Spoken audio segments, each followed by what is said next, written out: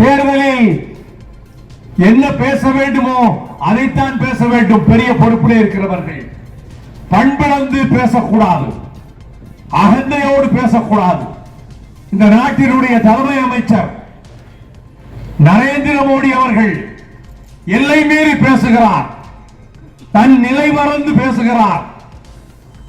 அவர் ஒவ்வொரு பேச்சையும் பார்க்கிற போது இது குழாயடி சண்டையிலே போய் சத்தம் போட்டுக் கொண்டிருப்பவர்களை போல இந்த 120 கோடி மக்களுக்கு தலைமையாகுகிற பொறுப்பிலே இருக்கிறவர் இப்படி பொறுப்பேற்று பேசுகிறாரே என்று நான் வருத்தப்படுகிறேன்.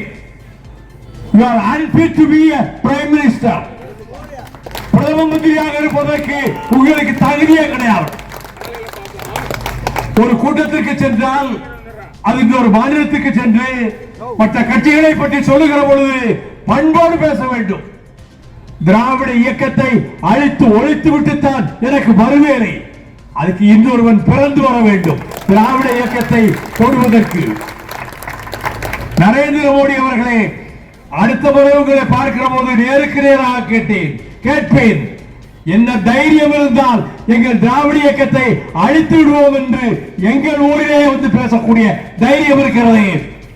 நாங்கள் நினைத்தால் உங்களை வேரோடு வேரடி மண்ணோடு வீழ்த்தி புலிக்காலாக ஆக்க முடியும் எங்களால்.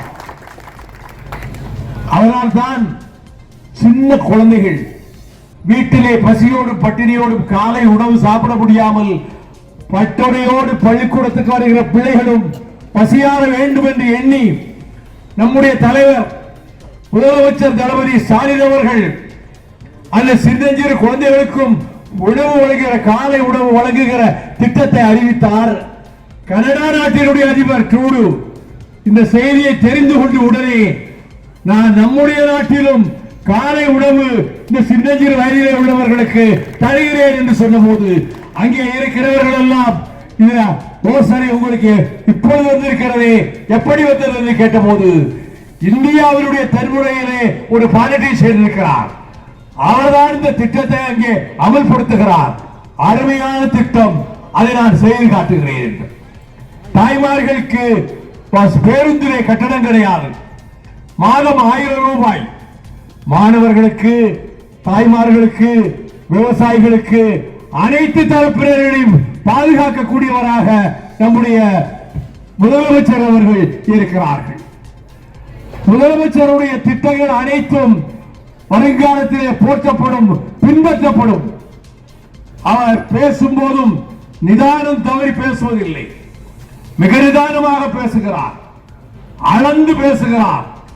எந்த கூட்டத்துக்கு போனாலும் முதலமைச்சருடைய பேச்சு இன்று அற்புதமாக அமைந்தது என்று சொல்லக்கூடிய அளவுக்கு அவர் பேசுகிறார்.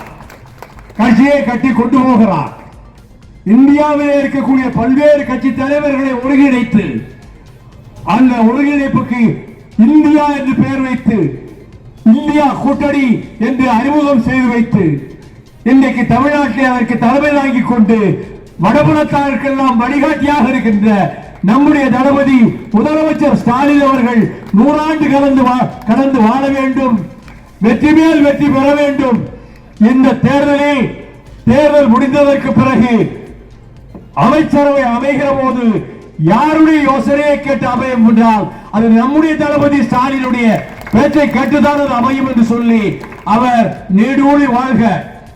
நம்முடைய மறுமலர்ச்சி திராவிட முன்னேற்ற கழகத்திலிருந்து நான் சொல்லுகிறேன், திராவிட முன்னேற்ற கழகம் 1000 பிறை கண்டு அது வெல்க வெல்க என சொல்லி தந்தை பெரியார் புகழ் வாழ்க, அறிஞர் அண்ணா புகழ் வாழ்க, முத்தமிழறிஞர் டாக்டர் கலைஞர் புகழ் வாழ்க, ஈடில்லா பெருமையர்கள் பிரபாகரன் புகழ் வாழ்க. நன்றி, வணக்கம்.